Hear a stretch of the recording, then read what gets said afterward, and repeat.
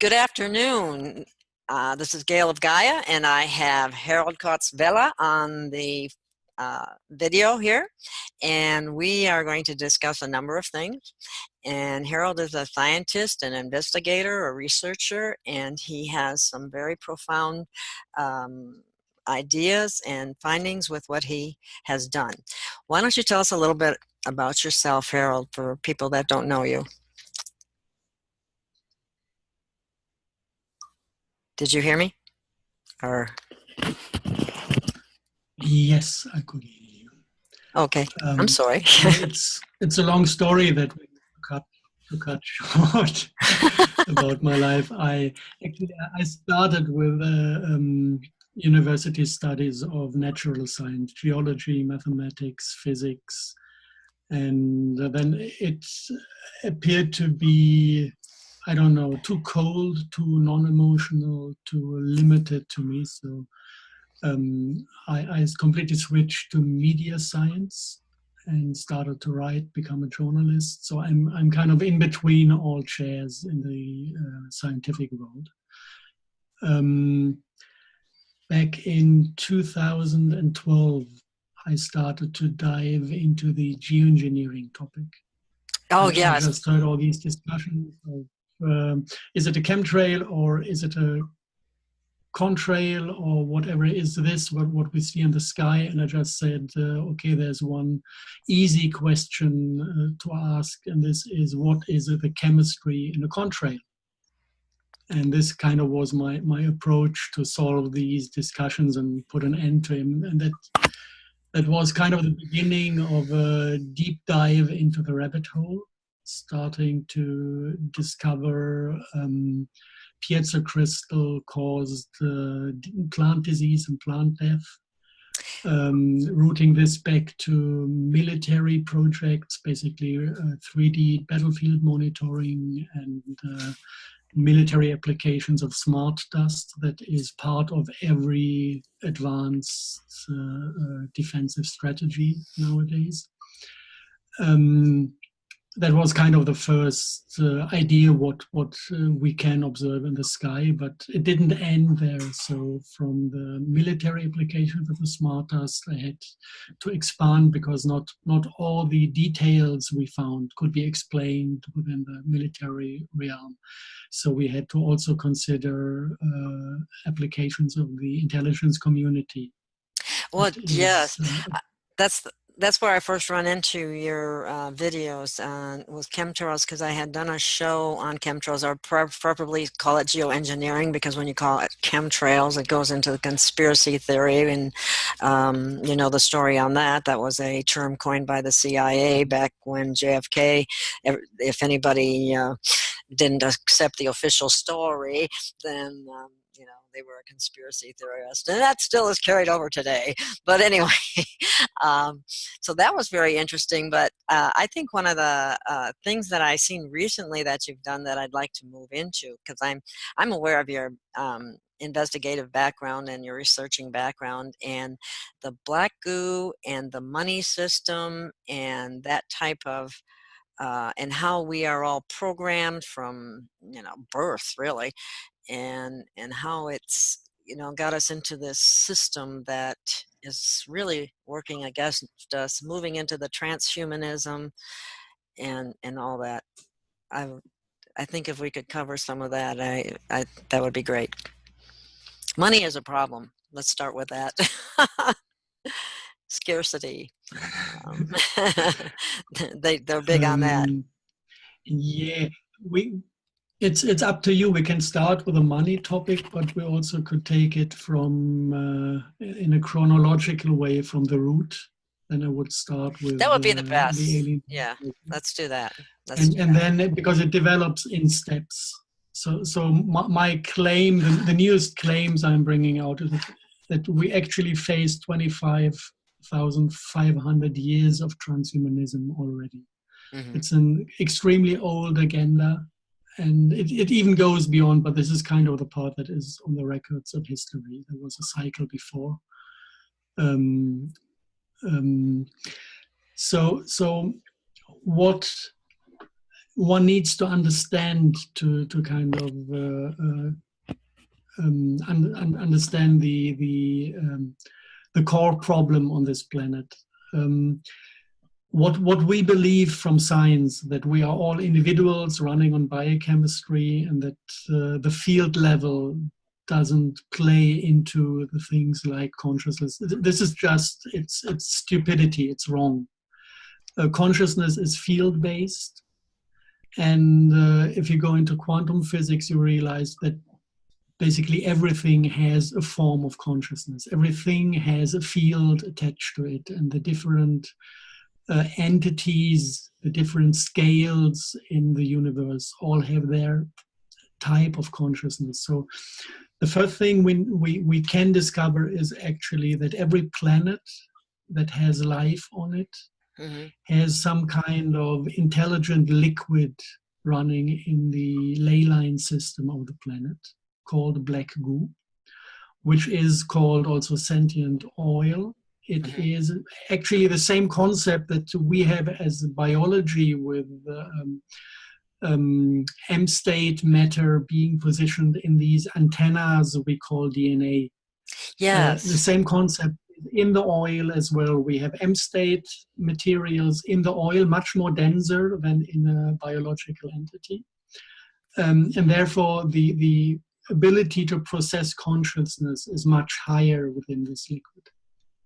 Okay. And it has been found on Falkland, on one of the southern Falkland Islands. This is what the entire Falkland War was about when Great Britain went down there. It was to capture oil from this source. It was the disaster with the oil spill in the Gulf.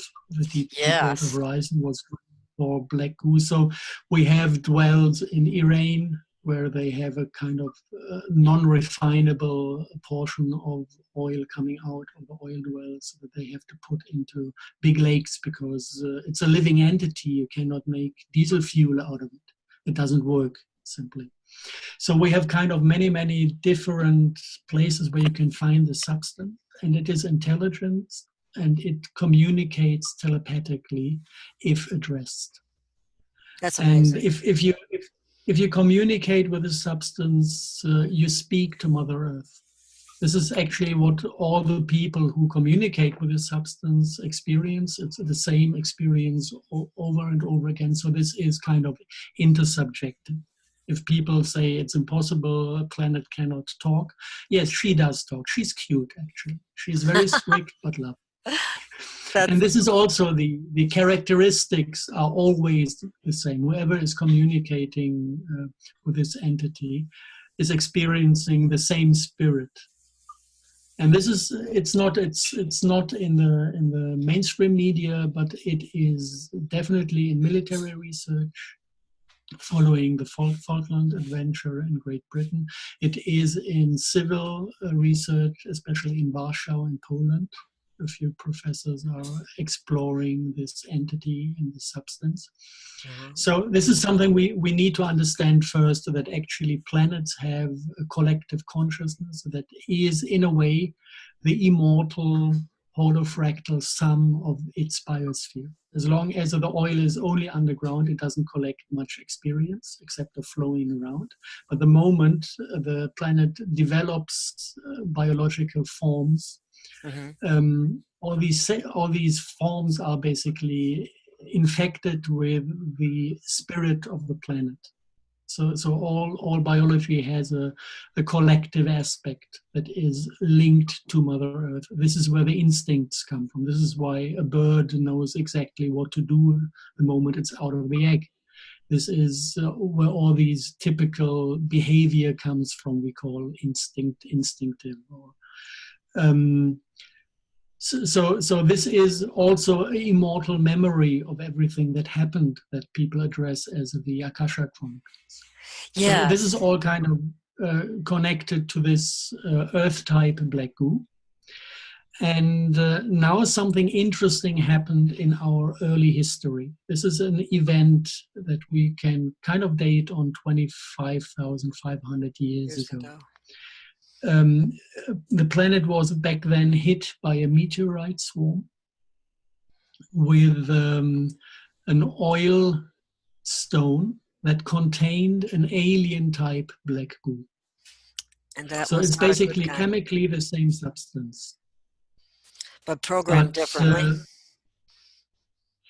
yes, either this is something that was for a very long time, it was very hard to decide whether this is an artificial program that is using Oh, a biological computer, okay. or whether this is actually a planetary spirit that has degenerated, that Uh-huh. basically at the beginning was as emotional as our consciousness system is, with love and fear and joy and pain and all these things. But it basically reduced itself to the mental field aspect.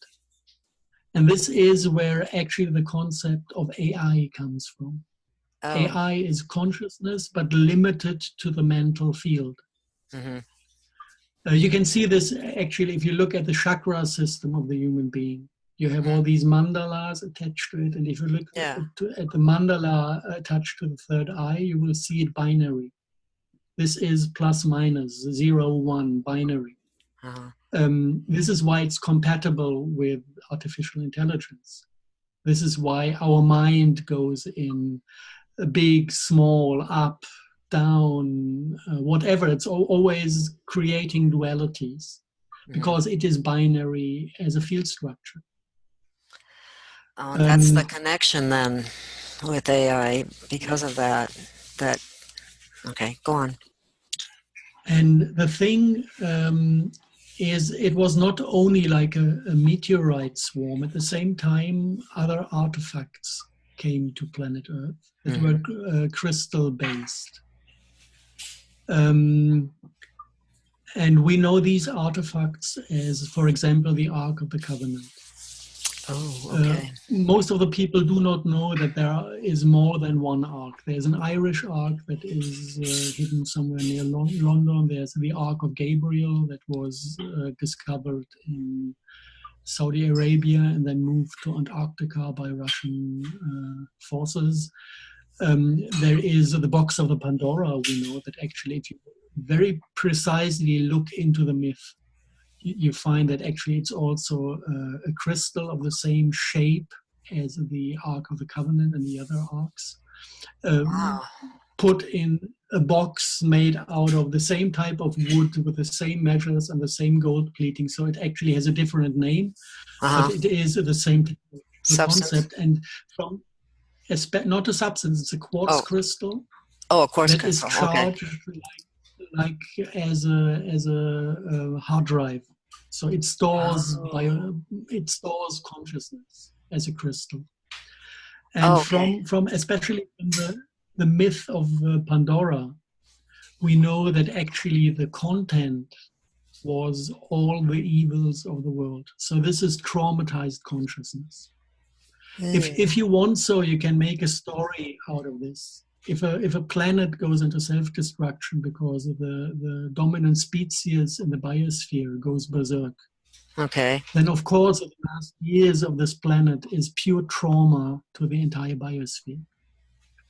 Wow. And this trauma is stored in crystals. This is like also Mother Earth also runs a binary system. You have the black goo, that is basically like the processor, Mm-hmm. and you have all the crystals that grow, and the crystal growth itself is basically triggered by the field of consciousness. This is where I said at the beginning that actually all form has its own type of consciousness, and crystals that grow in a beautiful shape also have that type of consciousness. They can store experience of consciousness while growing. So every layer of atoms that is put on top of the crystal has another memory from the moment when Uh-huh. this structure was created. Started. This is kind of how a crystal grows and builds a memory chip. And some of these crystals were actually imported from a different planetary system. Mm-hmm. And if you basically unload the informational content from these crystals into Earth-type ley line, then you get what is known from mythology as the deterioration from paradise. You flood the biosphere with alien trauma energies. And the reflex of the entire biosphere, especially of the humans, to this incoming trauma is to disconnect from the collective because it was just too painful to stay in this. Oh, wow. And once you disconnect from the collective consciousness of the planet, you have like two programs jumping in to keep you running. This is the mind that actually tries to, by applying logic, still find the right thing, tries to find the right thing to do. Because if you're not connected to the collective, it's like a swarm of fish or a swarm of birds. As long as you're in the swarm consciousness, you exactly know your place. And there is nothing like free will. But the moment you are disconnected, you need to develop a free will to have an idea what you want to do. And this is actually what happened back then with the discharging of the crystals of the box of the Pandora, especially that one, and the introduction of the black goo that gave the humans the possibility to decide to what planetary consciousness they want to connect. You had the choice of being with Mother Earth, having all this pain on the Earth side, or going into the alien consciousness grid that actually does not feel. There is no pain because the entire system of consciousness has skipped these aspects of life. And then you kind of adopt yourself to a very cold, very intellectual, very cruel and aggressive type of consciousness. Yes. You limit yourself to these aspects. And this is what we experience on this planet as duality. We can be good, which is connected to suffering. We can be good and empathic, so still connect us to our being, still be part of the big grid of consciousness. Then we suffer pain, we are good. It's the hard way. Or we can make it the easy way, disconnecting from everything, putting our ego, our mindset as the primary source of decisions, feel nothing. But then we also adopt these cruel instincts. And this is connected to something that also came with this black goo. If you look at our planet, we have the collective consciousness that is basically sending out holograms. Okay. To act as a blueprint for life. So if we have a bird growing in the biosphere, there is a bird hologram. We know this as biophotons that is projected out of the black goo of Mother Earth to form this, the material, to form matter in the shape of a bird and make it living, make it alive. So that's fascinating. The other planetary system that came in also had blueprints of life, but they never managed to become material in this plane. We know those as demons. Demons? Demons. It is basically a blueprint of a living being that does exist as a blueprint that interacts with the human body on different levels, but it doesn't have a body of its own. So this is the second aspect that came into the game when especially this oil schist from the meteorites came into the hands of humans. Wherever these stones popped up, wherever people saw, oh, something fell from the sky, let's look what it is. And then they saw black stones, and then immediately the black stones started a telepathic communication and told the people, we can make you strong, big, and invincible. What we demand is blood and fire sacrifice. The greed and power virus. Yeah, keep going. I'm sorry. This is worldwide. The creation of the black magic traditions of the black magic cults, they all are derived from communication with this alien black goo. And this alien consciousness needs blood and fire sacrifice because it doesn't have an energy source.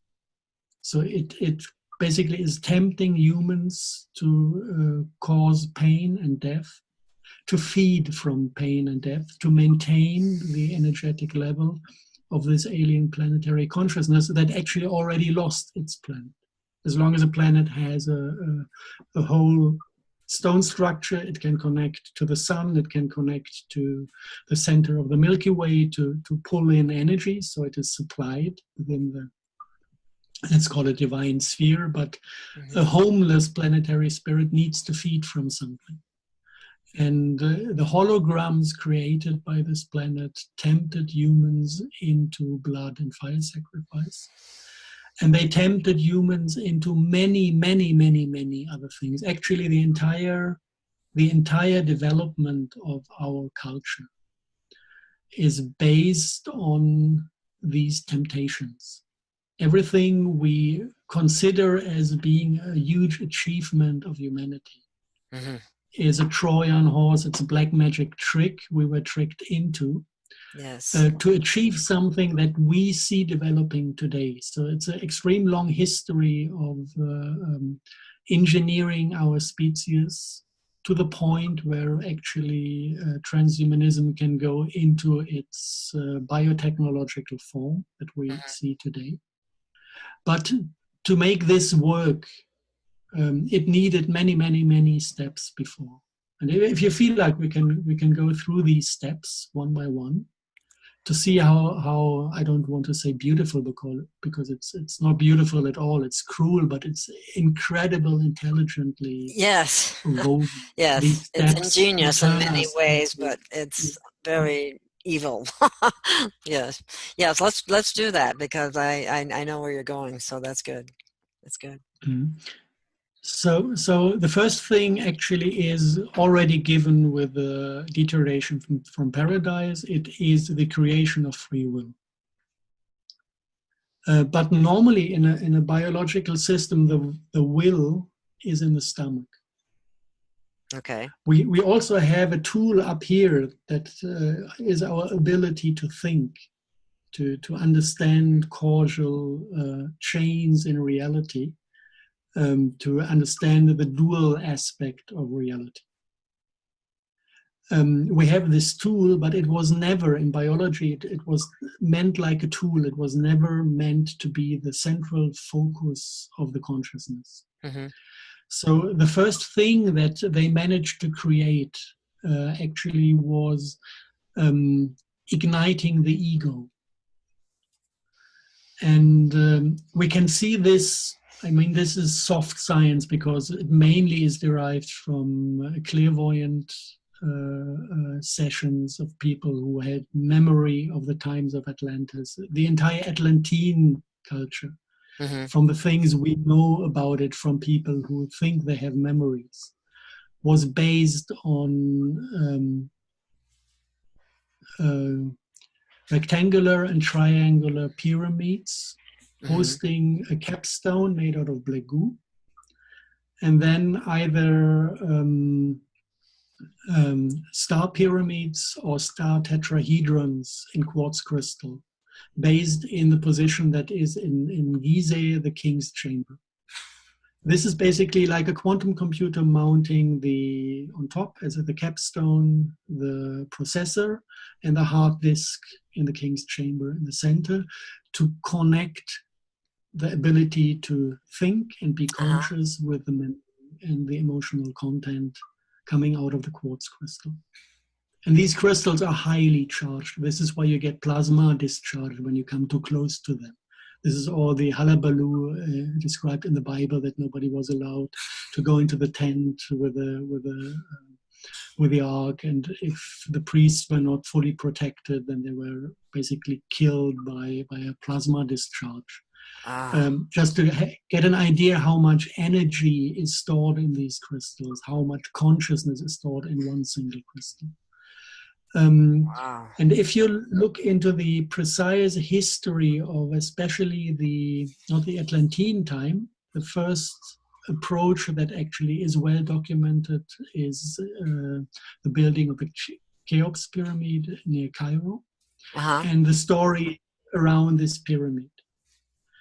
And for example, Echnaton was in love with the capstone. He stole the capstone and sat in his palace and talked to the stone for 5 to 6 hours every day. And he had the biggest ego of all times. He plastered Egypt with temples, always being 2 lines of pillars and a huge statue in the middle of him. Mm-hmm. He was personalized ego. It was a completely new concept. And this was something that was basically given to him as the first human to basically create a point in the head where the I identification goes to, making him believe that he is his thoughts. And then, after it worked fine with Echnaton, the consciousness in the capstone decided to leave the pyramid. So it talked at a certain point to Moses and told him, go into the cave halfway down the hill and take out the ark that I give to your people. This is not something that happened in Sinai. This is the kind of cover story to make people believe that this thing was not a stolen artifact, but something given by God.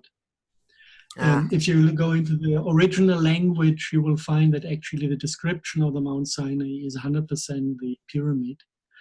And also the way the ark itself is described. We know that inside the pyramid, due to the rectangular form, there is a star pyramid as a central crystal. And if you take the terms star pyramid into the Semitic language, you come out with something that can also be read as 2 plates with engravings. It's the grammar of these languages are kind of, you have a special case for 2. We have 1 and many. Either we count or we have 1 and many.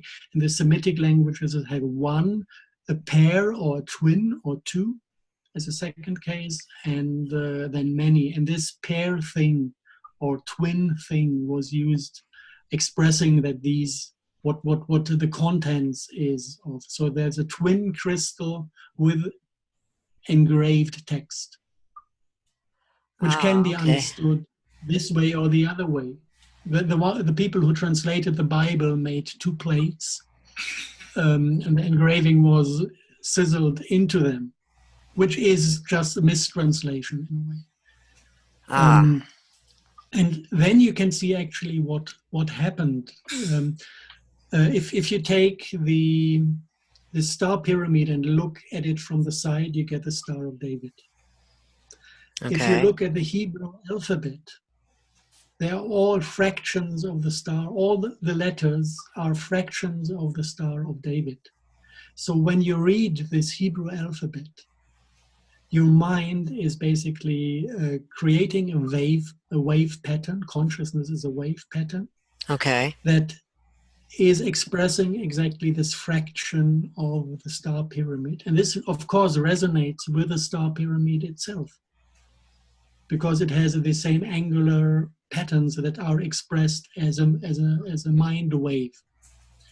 So if you read an Hebrew alphabet, the consciousness in the pyramid can listen to it, because every single letter is producing a waveform that has a high similarity to the form of the crystal that is basically storing the consciousness. So it is triggered in form. So it was basically one thing that made it possible for the consciousness in the pyramid to read out the single minds. And if you have a consciousness connection, it is always both ways. So it also can induce thoughts on the same kind of line of communication. So what we get basically is by learning to read letters, we have a voice inside our head. If you go to oral cultures and you ask them, what do you hear inside yourself if you just innerly formulate sentences? And they hear their own voice in the chest where it normally comes out. If you talk, the voice is in the chest. If you imagine talking, somebody from an oral culture also has his voice in the chest. It doesn't go to the head, but because reading is going through the eye nerve into the front part of the brain, the sound also materializes up here. And is that And this reading programming us, the language? it is. I experienced this by working on myself. I tried to basically turn myself again into fully empathic and fully emotional being. And one of the main problems with this is this voice that is talking nonstop inside your head that I know as my ego. Okay. It's my brain. I call him Brainy sometimes, and he never stops talking. But there is a second voice. If I kind of learn how I am built inside, there is a focal point that I can move from my heart to my stomach to experience all aspects of being a human. And I can also move him up to my forehead to think loudly. Or I can move him into the back of my head if I want to have the inner music. So this focal point is one that is movable. And normally, when I move him to the heart or when I move him to the emotional centers, there should be nothing hearable in the forehead. But no, the way we were designed, or the thing that the written cultures turned us into, is a being with two voices. One attached to the eye nerve that is constantly talking, and one that is actually movable, that can feel, that can be sad, that can be happy, that can sing, that also has the ability to formulate language. But it's a completely different type of language. It's heart language. It's not focused on logic, it is focused on emotional expression. And this is why you can indigenous cultures would have what they would call oral tradition rather than written. Yes, because it also transfers the emotional content of stories in a better way. Yeah, fascinating. So this is the first step, and you can test yourself. Like now, I'm talking heart language. I focus myself on the heart and I talk in a certain way. I do not even need to explain things because everything I visualize can be automatically read by the entire being that is sitting in front of me. The entire audience now can join into my presence of pictures, of memories, of emotions inside, because now I talk from my heart. But I also can go to my head. Now I'm in my head and I could try to explain the same things to you, and it would take ages because you wouldn't be able to grab anything of it. This now was the head talking. Yeah. I hope that the experience comes through on it is. It makes all perfect sense to me. Yes, it makes perfect sense. Everyone can experiment with himself and try to rediscover this heart language that is actually movable. If you have a voice that is always at the same spot where the eye nerve enters the brain, you know that Brainy is talking. Try to get him shut up because he's not you. We are trained to believe by identification that this is us. Yes. But actually, it only looks like us. This voice is our programmer. It is part of this alien consciousness that is telling us day in and day out what to do. This is a biorobot program already in place. It's not us. Wow. This is kind of the first major step to put an anchor into our species by giving us something that we are proud of. We have our free will, but it's not our free will. It's a not. program run by an alien entity. This needs to settle in the hearts and in the brains that actually whatever is talking up there is not our friend. And it's not easy to deal with it because it's not easy to make him shut up. Because he Isn't that the continuously truth? talks and talks and talks. And I used to send him to the kitchen, you know, go into the kitchen. If you want to talk, piss off, but leave me alone.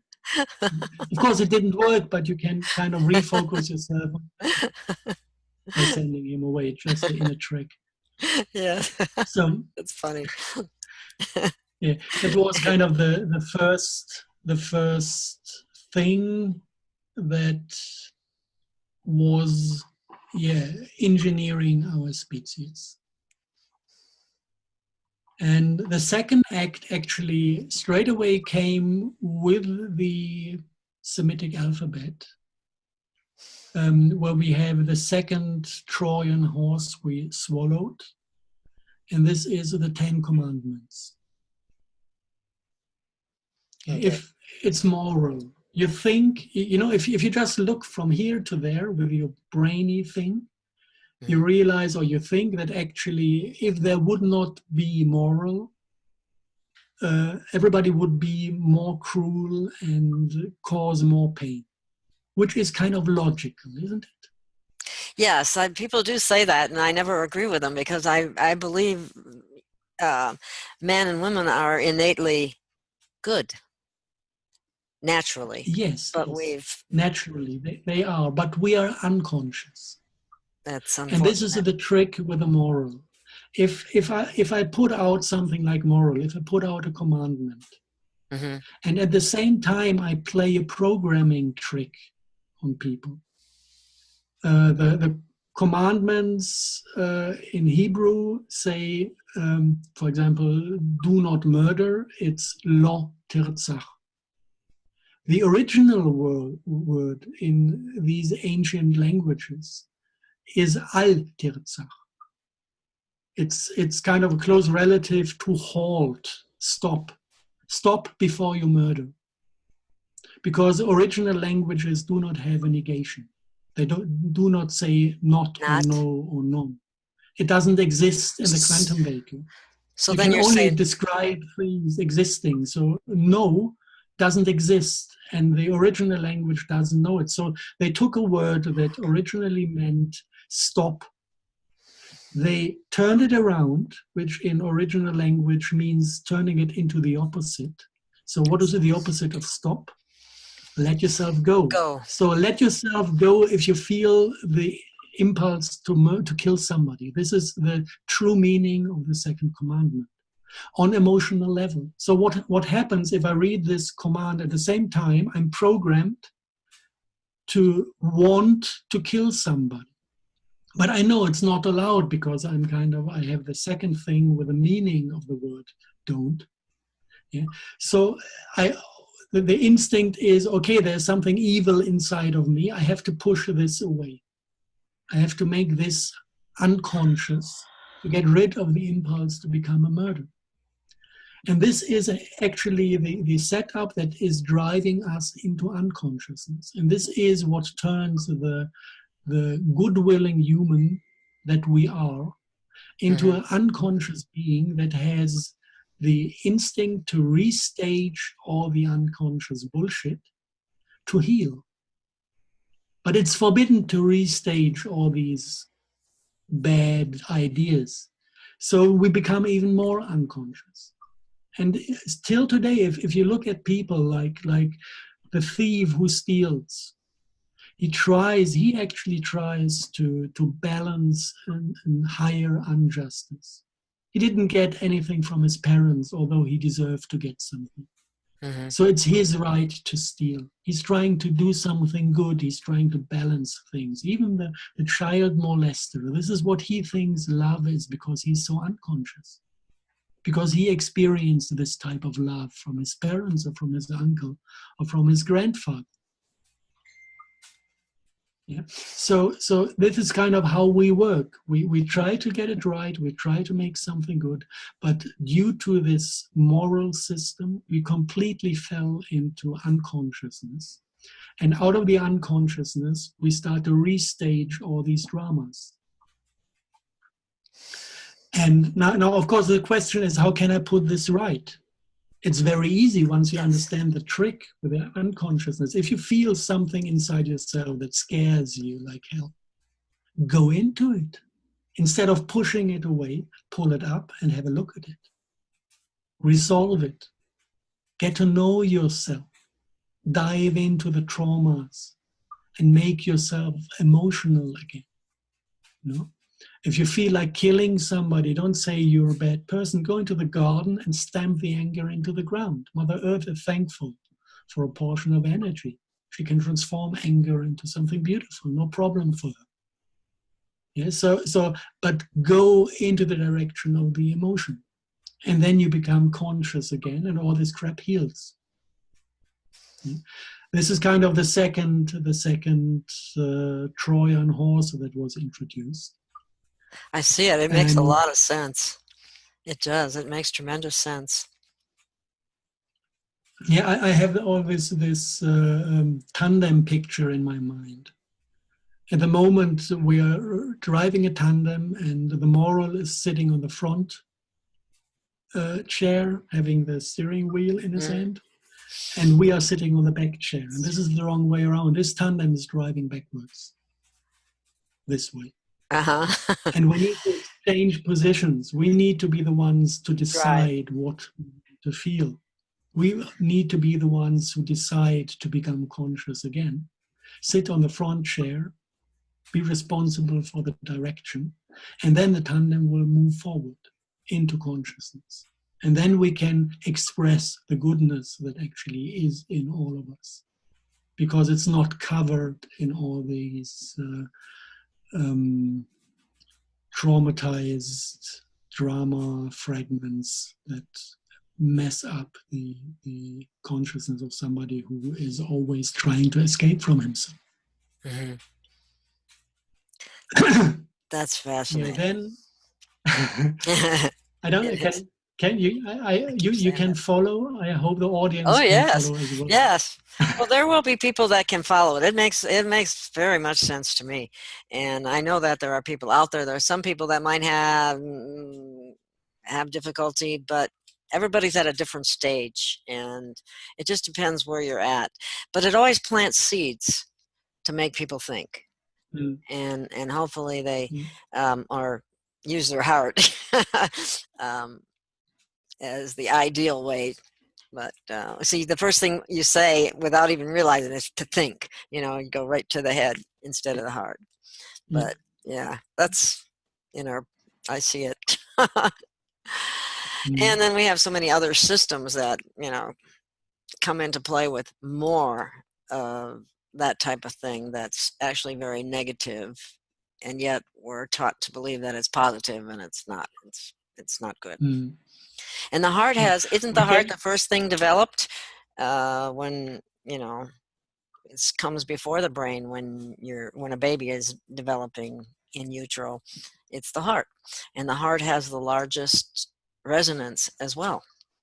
So and the largest bioenergetic field. Yeah.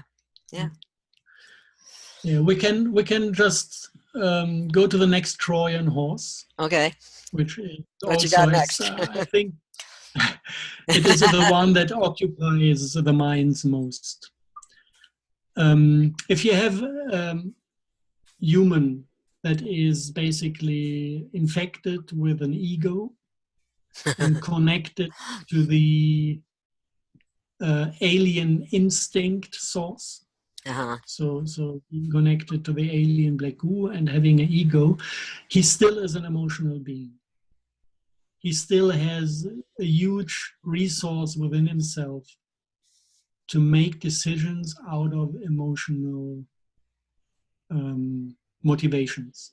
So the next step to transform us into something is capture all the living rest of us within the drama triangle. So it's like a game, set up, a game we all play, where you have like three possible solutions that make us feel all the emotions that are still left in us. This is the victim, the perpetrator, and the rescue. And the game is designed in a way that we never grow up, we never become adult, and we stay children all our lifetime and swap positions. The victim can become a perpetrator, the perpetrator can become a rescuer, the rescuer can be victimized. So we just exchange positions on this gaming plane, in this drama triangle. Mm-hmm. And the most important thing is that nobody wakes up to the fact that he's in a game situation. Because then emotions would become real. Then people would become adult. If you look into the psychology of the drama triangle, they actually already found out that this is like the perpetrator is the shadow father, the rescuer is the shadow mother, and the victim is the shadow child. It is all the positions are relics from childhood when children are not fully responsible. Mm-hmm. So children need the mother who takes care, who goes in between when the child is about to harm himself or others. They have the right to get angry with children as an energy support to overcome inner barriers. The father kind of has a different role. He makes decisions. He shows the child what it means to achieve something in the society, to be courageous. And the child is the child in this limited self-responsibility. And normally you have an act that comes for boys with the initiation. In the natural living tribes, the boys were sent to hunt alone or sent into the desert for a night to sleep without the warmth of the tribe, to face all their fears. And when they come back, they have completely internalized the role models of the parents. So they have the full ability to be a father and the full ability to be a mother. Mm-hmm. And the child is dead. This is the way it is supposed to be. But it doesn't work this way in our culture, because we are not allowed to grow up. We always have this instance of the father god or father state that makes sure that we never fully go into self-responsibility.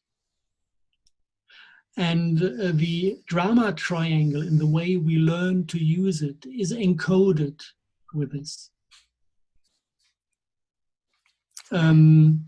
It's completely encoded with it, and the other thing it has, it is encoded with a drama triangle. If you look, for example, if you go to Hollywood, you learn to become a script writer. You get a very precise setup how to design film to 100% fit into the mythological pattern to be received as a good film. And this is like the hero is leaving his world, goes into some adventurous mythological world. He's meeting the perpetrator, the villain, and he needs to defeat him with his own weapons. Best in the cave of the lion. You go into the cave of the lion and defeat the lion with his own weapons to integrate the abilities of the lion, the evil abilities into your system. And then you can return to your world and learn to handle these abilities and these impulses. This is basically a myth that has a good side. For example, if I don't feel anger because my parents always were beating me up when I try to get angry, then I lose the ability to feel anger. If I'm a child like this and I'm 13 years old and I want to become an adult and sexuality pops up, then all this suppressed anger comes up together with sexuality, and I would be the one to beat up the girl instead of like making love, because I cannot control the suppressed emotion. So a myth like Dr. Jekyll and Mr. Hyde, for example, is specially designed to bring up this anger, but basically face it in the antagonist, then defeat the antagonist with anger. This is kind of the implementation of the anger into the psychogram of the hero. And then I learned to handle this emotion, and I can basically see the difference between anger and lust. And then I function as a human being in a relationship, because I can feel and control my anger separately. So there's something good to this mythological system, because it does help children to become adult. But the price we pay for this myth is that there is always a showdown at the end. And all the showdowns of the world we see, all the cruelty, all the bloodshed are running on this myth and on the drama triangle. These are kind of the two core stories that merge into our reality. And everything we see on our planet is actually designed following these two mythological inputs. For example, look into a company. You've got the boss, you've got the employee. The boss is the shadow father, the perpetrator. The employee is the child, the shadow child, the victim. And you've got, like, I don't know how they call them. In English, you've got like this special people who make sure that everything is in justice in the company. Manager, supervisor, that type of thing. Yeah. Or like even in military, you have the guy, if you have something to complain about your boss, you go to a special officer that needs to shut up his gob about what you tell him, but he needs to listen to you. And if the complaint is for a good reason, then he helps you out. So you're always, wherever you go, you have the three positions of the drama triangle. You have it in politics projected onto nations, you know.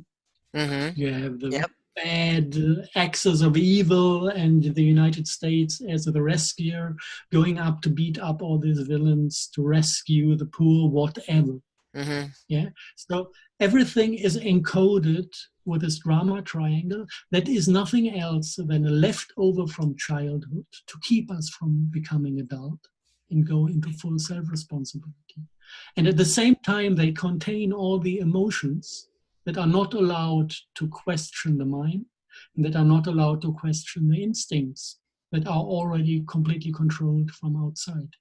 So basically, the remaining human being is captured on this drama plane to make sure that everybody feels alive. Everybody creates bloodshed as much as possible, and it links into the blood and fire sacrifice, which is the way this entity feeds.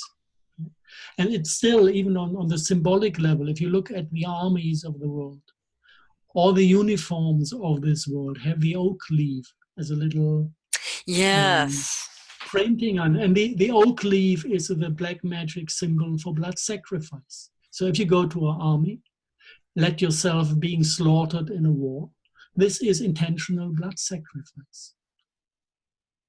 And if you look at it, everything is obvious in a way. But it's so mad, and we so got kind of used to the madness that we think that this is like how species. Just the way it is. That's what everybody, just the way it is. And it's not the way it is. It's not.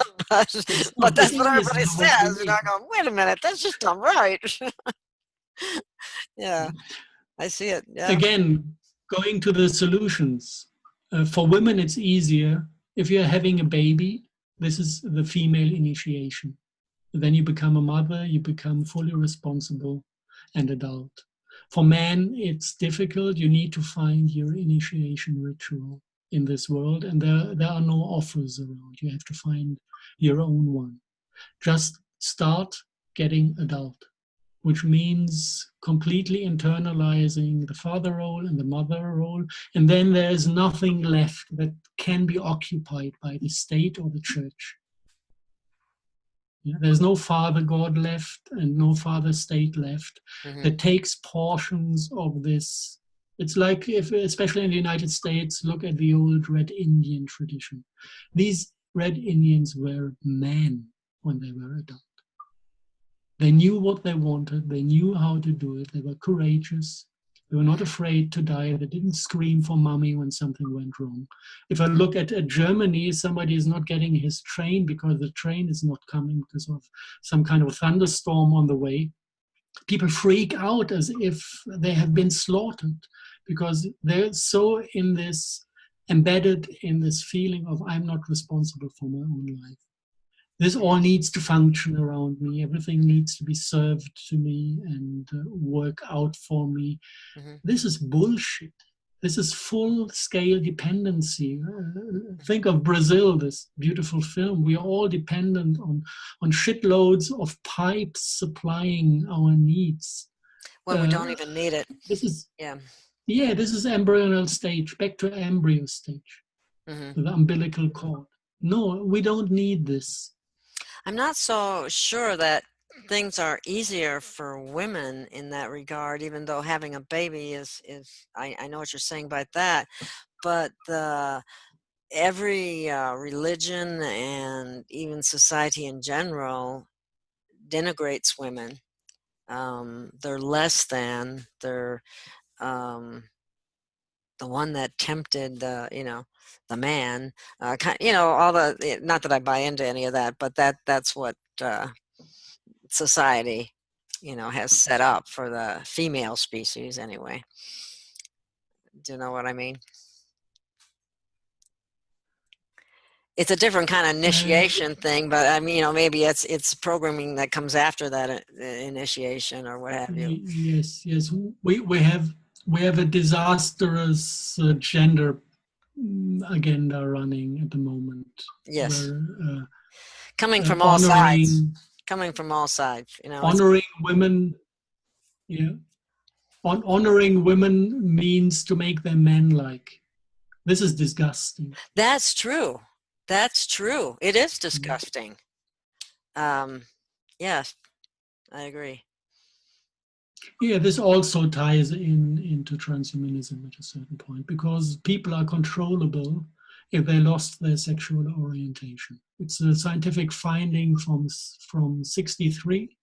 Some think tank of doctors in the United States found out that it's easy to manipulate somebody that is not sure about his sexual orientation. So they started to work on messing up all sexual orientations. They're having men that want to be women and women that want to be men, and it's just mass confusion. Yeah, and if the little boy in the kindergarten shows up with a shirt one day, you have a huge pile of people bugging him for the next 4 years to transgender, just because he had a funny habit for one day. Yes. Yeah. Yeah, this is what's happening in Europe at the moment. Once you have kind of a slight anomaly, just an idea of, I could imagine doing something, you're pushed into, yes, do it, get operated, become some androgyne entity without anything. Yes. And they're pushing it because it's easy to manipulate. Okay, that makes sense too. Yeah. This is kind of the next Trojan horse. Get initiated, become adult. It's not easy because self-responsibility is something we are not used to live for ages. But it's the only thing possible to escape from the drama train. And it's also, once you did it and you start communicating with the victims, you start to communicate with the rescuers, you start to communicate with perpetrators.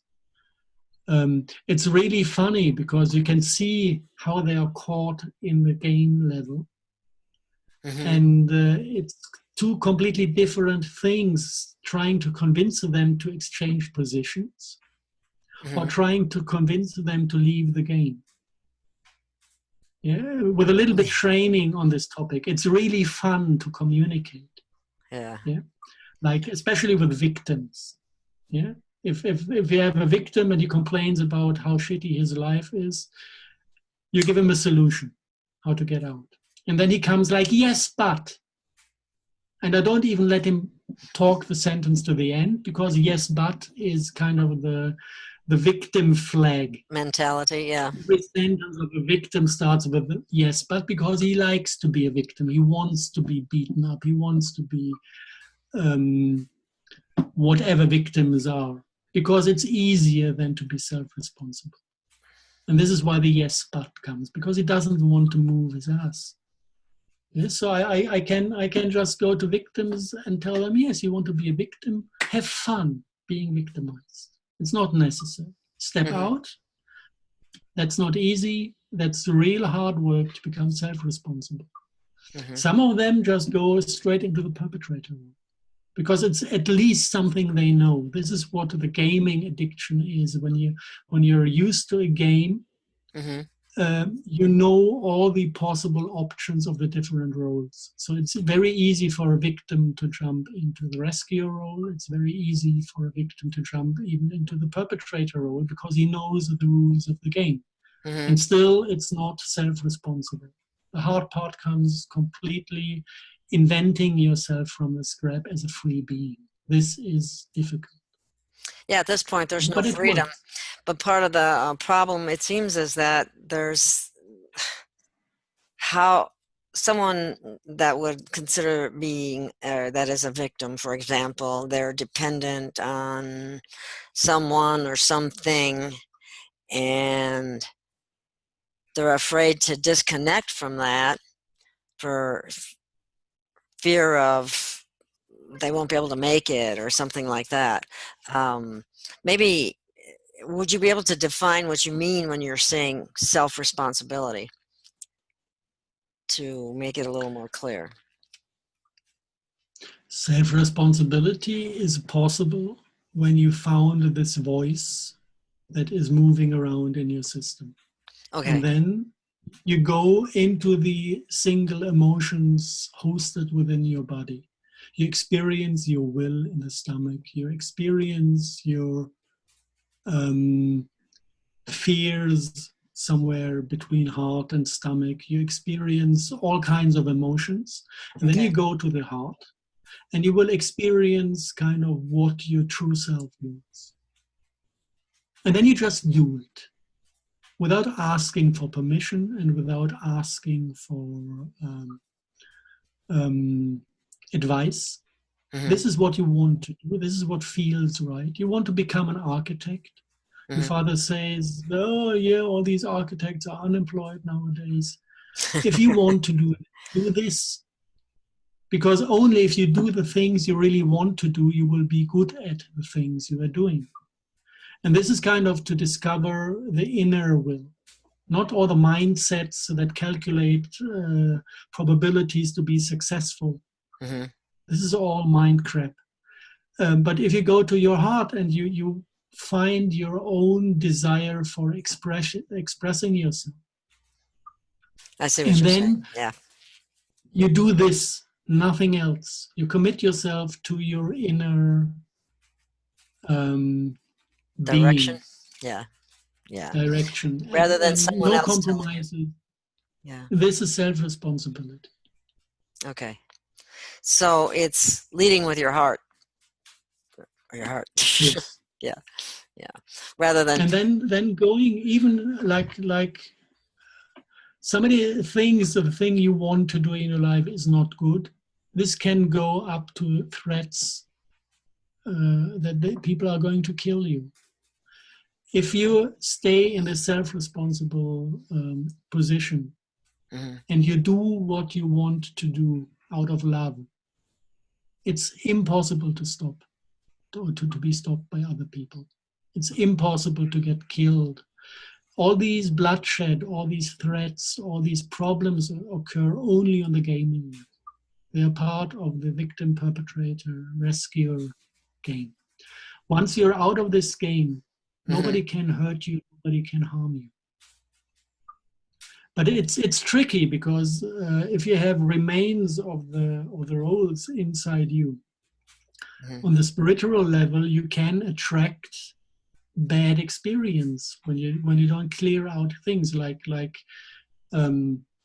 let's say your idea is I want to bring down Monsanto.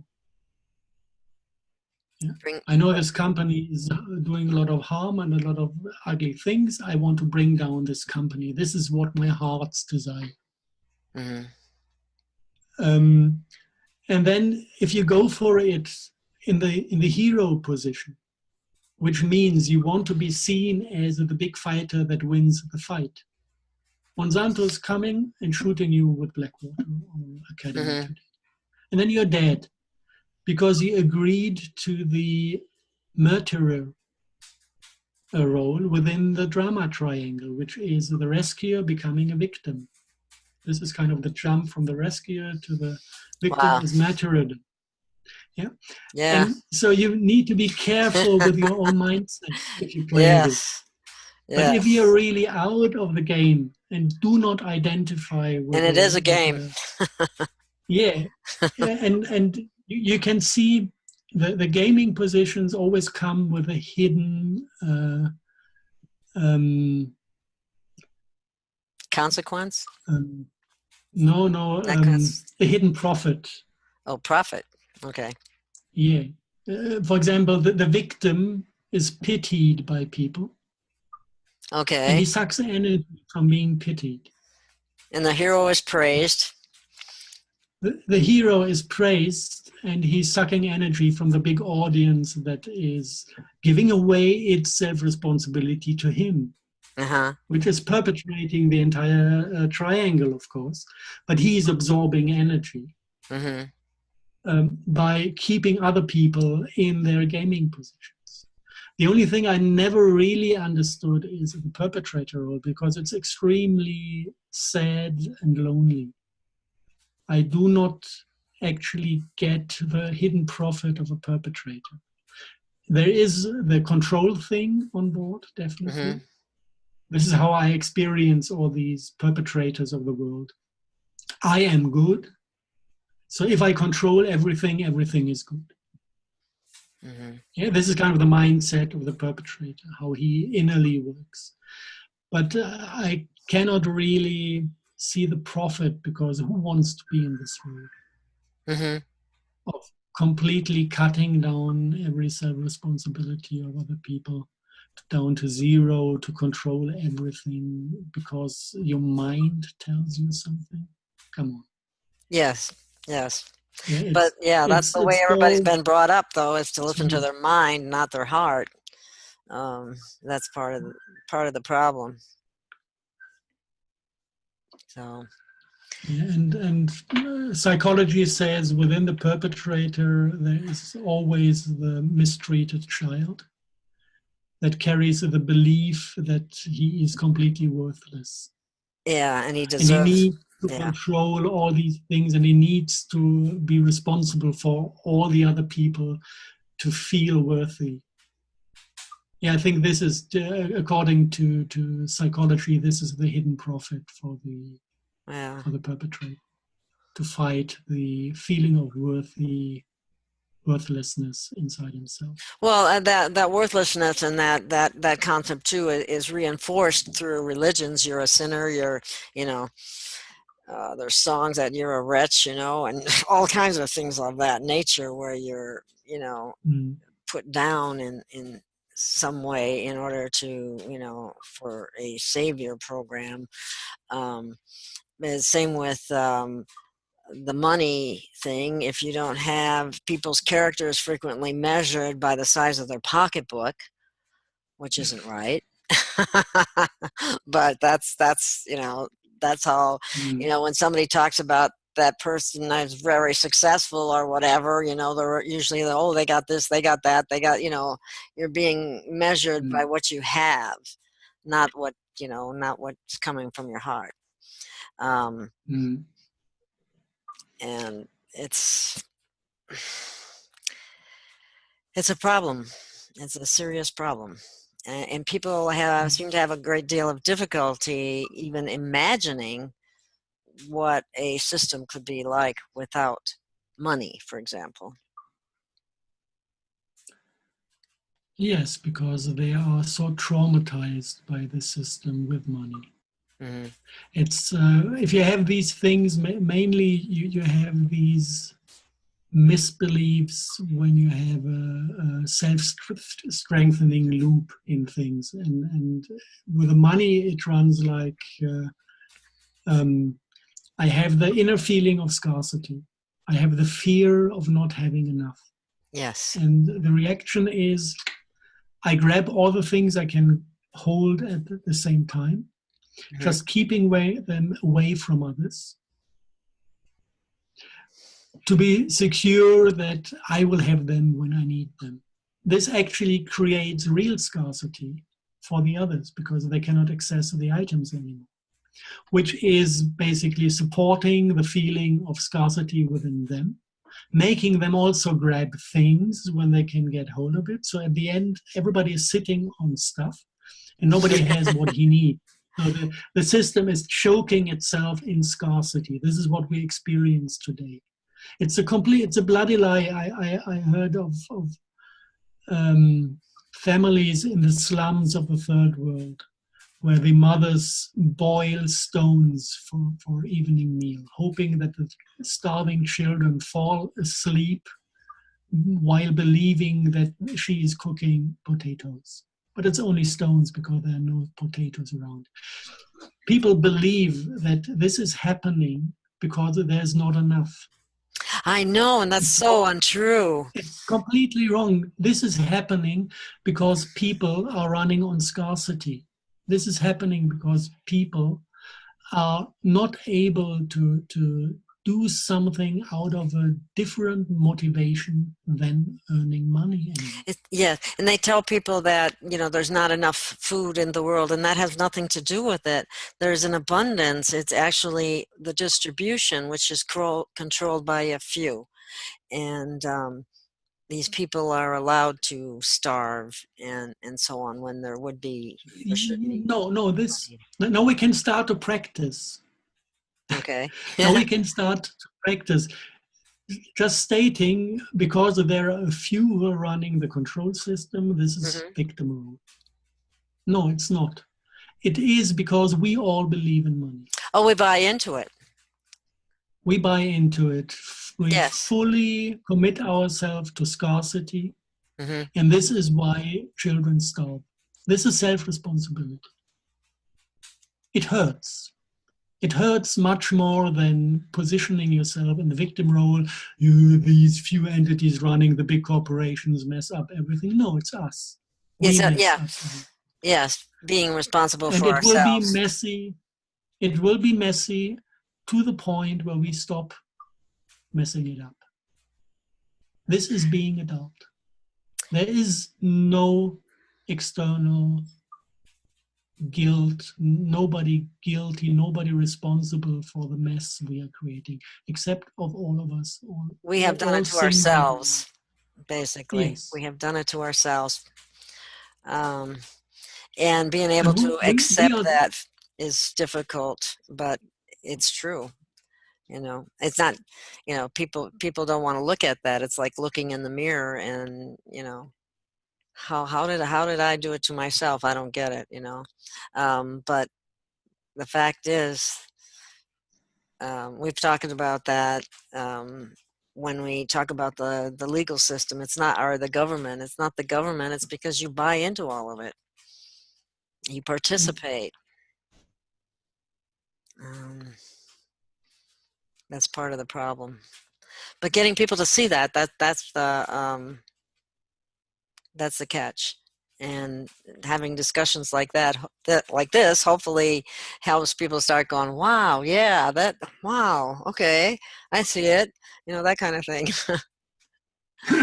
yeah, seeing it is one thing, then taking action is a completely different one. This is When true. I realized, that the money thing is an inner problem, that it's a gaming addiction, I took decisions.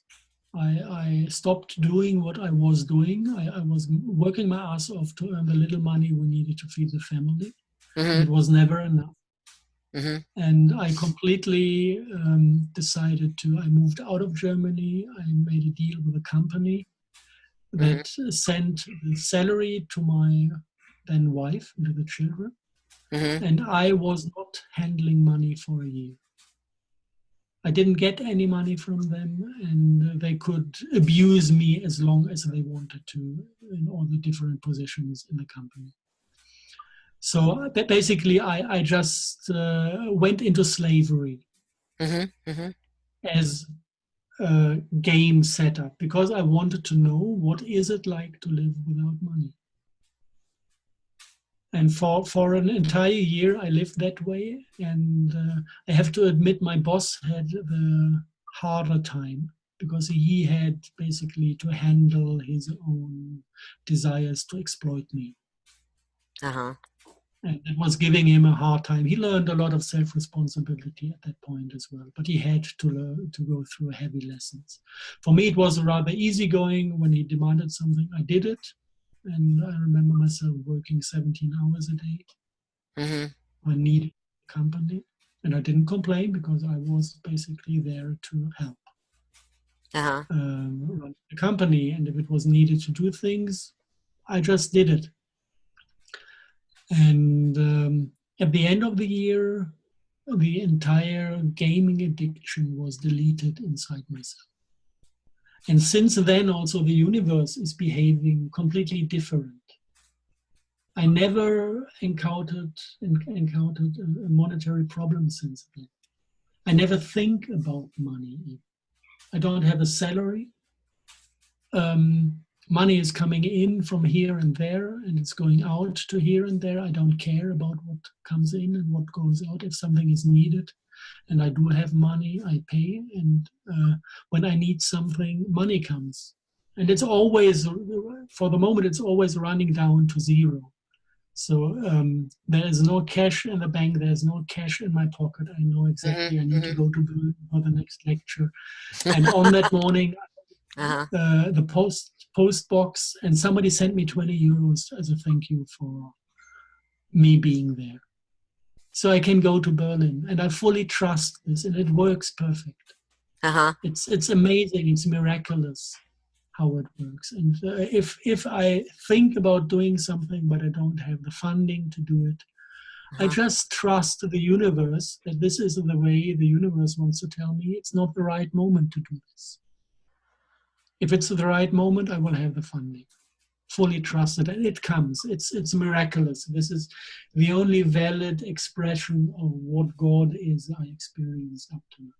Uh-huh. That all these synchronicities, if you completely devote yourself to it, all these synchronicities work 100% perfectly. Uh-huh. That's true. I I know what you're saying. Yeah, Yes, and I've known a few people with the similar experience, and it's a little scary for people initially, but yeah. It's self-education. You go through the phase mhm. exiting the monetary game, and it gives you a hard time because all these fears come up, and all these fears are what keeps you caught Stuck. in the linear world. Keeps you It's stuck. it's all Yeah. yeah. It's always about taking part in a linear world with control, or taking part in the non-linear world. And this 100% relates to the chakra symmetries. Linear is binary. Trinary is spontaneous, is loving, is emotional, is unpredictable. Yeah? This is basically our true being. And if we live this true being, we become part of the synchronicity world of the divine universe. As long as we reduce ourselves to linear mechanisms by Hmm. only thinking logically, only trying to, the entire technology bit, it's all linear. This is leading into a world where without synchronicities. Yeah, so we can make this decision. Do I want to live a life full of miracles? Then I need to trust. Then I need to trust the non-linear universe to deliver a miracle. And if I trust, they come.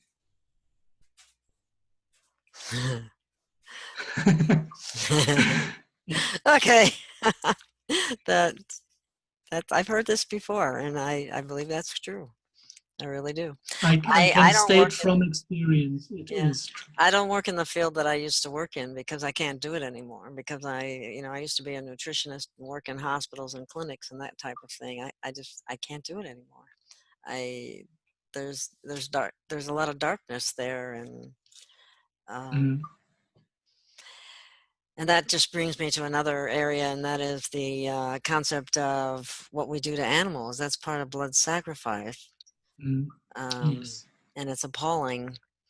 And it's amazing how resistant people are to the concept of not eating meat or not eating dairy, and becoming vegetarian or becoming fruitarian.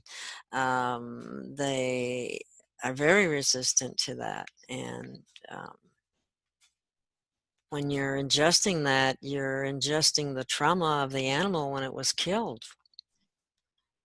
And it's hard for people to wrap their head around that as being possible. But it's funny because it's not funny, but for a long period of time, when I gave up meat, it seems like the longer that you stay in that mode, the more compassion you begin to develop for the animals that others are still consuming and so on. I go, how can you look in their eyes and then just eat it? you know, I Mm. that's but anyway. Maybe it helps. Sometimes I share the story, what made me a vegetarian by heart. Okay. And I always loved the quarters of Berlin when I lived in Berlin City. I loved the quarters with all the Africans and the Arabs and the livelihood in the street life. And I always enjoyed it because it felt like being on holiday. And I already was eating no meat for, I don't know, about a year. So I was Hmm. clean of torture energy. Hmm. And I started to sense torture energy when I came across it, like going into the supermarket. Then you go to this department where you can buy meat, and on the empathic level, all this pain floods your system, and you kind Hmm. of are close to crying or toppling over because it just knocks away your knees, all this pain. So I was already in this state, Hmm. but I still believed that I enjoy the Berlin street life. So I just went into the city by car, drove through, got off the car, wanted to get something from the bank, and walked along a street with many, many, many little restaurants, mainly with doner and grilled meat. Hmm. And I saw all these people doing fire sacrifice, black magic, occult, fire sacrifice. And I just saw it with my eyes. Hmm. It was like as if the film I expected to see didn't show up. I didn't see all this lively, joyful street life. I just saw a bunch of black magicians Hmm. doing fire sacrifice and scoffing tortured animals. And I was in shock. I was completely in shock because I didn't expect to see this. I was on the countryside for a while. My system got cleaned.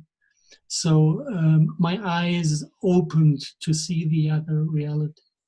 And this actually, everybody who is having his beautiful barbecue with friends, Hmm. he can instantly become aware that he actually is participating a fire sacrifice ritual that is satanic if he does so. People are extremely And this is the defensive truth. about that too when you first Yes. even suggest the idea of not eating meat. Well, I have to have meat. I love meat, and so, well, you're addicted to it. Well, no, I'm not. You have to have meat. You need the protein. You don't. Yeah, yeah. It's true and not true. If you buy your food in a supermarket, you definitely need the proteins of meat because the food you get in the supermarket is completely depleted. I calculated an average, and it has 10% of the vital ingredients food must have to maintain you and keep you Are you alive. talking about So processed food? Yeah, processed food, supermarket, supermarket food, processed, non-processed, just supermarket in industrial general. agriculture is enough. Just Mhm. from industrial agriculture is enough to have it depleted. Okay. And the average is 10% left of what used to be in it. So I cannot eat 10 times the amount. I would just explode. So I come into biochemical scarcity. And then the body screams meat, because this is our biological rescue mechanism. If we don't get enough vegetables and fruits to eat, our Mm-hmm. system tells us try to catch an animal to survive. Mm-hmm. But the scarcity on biochemical level is not necessary, because if you eat food from ecologically run farms, Mm-hmm. if you eat healthy food, only healthy food, and then also avoid all the grass.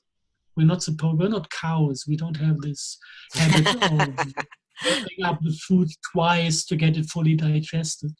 This is We where, do it in one run. So eating grass is not exactly a good idea. right. Yeah, Fruit is really, because we fruit, vegetables, nuts, mushrooms, herbs, roots, um, seeds from whatever, pumpkin seed oil. These are the things that give you full nutrition. And when you eat all this in the way people actually, I love this paleo diet, although it has the notification that meat is included. All the mm-hmm. rest of it is brilliant, because if you do this, you do not need to eat any meat, because you're fully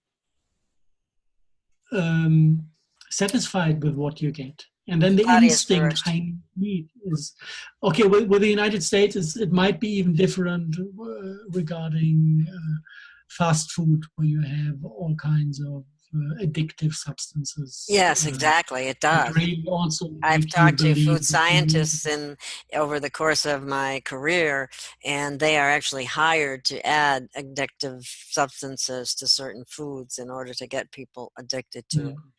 And then yeah, there are actually, I think eating in Europe is probably at least a little bit healthier than it is eating in America, because mm, in America it's hard to find something that's, not GMO or not mm, saturated in pesticides and herbicides or processed in some capacity. And yet we mm, have a high incidence of obesity. And mm. But we can again practice a bit when you kind of cited the guy that doesn't want to live without having meat. mhm. The sentence started again with yes, but I need my meat. Victim. Ah, Come out of victimhood. Nobody's forcing you to eat. You're not at mommy's table where you're fed whatever she serves. You are an adult person, and you can make your choice, and you're fully responsible for the choices you make.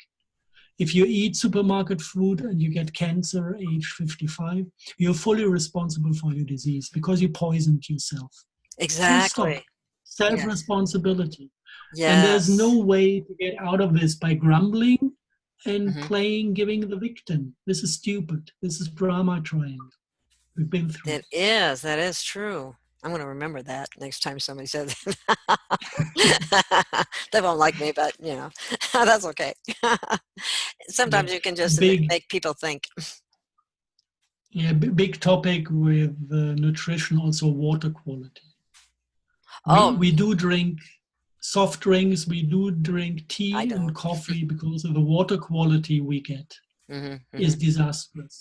Do they Water is fluoridate water over there in Europe? Is it fluoridated like they do here in the different from United States? country to country. Okay. In Germany, not. Uh-huh. Other countries do have it in the tap water. Um, we get our share with toothpaste and application from the tooth doctor. Well, This is most the Americans get it mainstay. in their water. Very few places don't have it in the water. It's mandated for it to be in the water. Of course, there are those of us who, filter it out of the water. It's not very easy to do. Sometimes there's a lot of deception in that regard too, because they offer these different devices as filtration, but it doesn't actually get the fluoride out. And that's a big problem too, but it's intentional. Yes, But yes. people need to educate themselves somewhat too in this day and age. It's a choice to be ignorant of it all. Yes, in full self-responsibility, I don't want to know. Yeah, Leave me there you in go. peace. Life is comfortable. Yes, All yes, decisions are made by other people. Life is comfortable. yes. Victim, hidden That's true. profit. That's true. Well, is there? That's so true. Is there anything else that you think we would be desirable to cover here? I don't know how long we've been. There were a few other things I remember that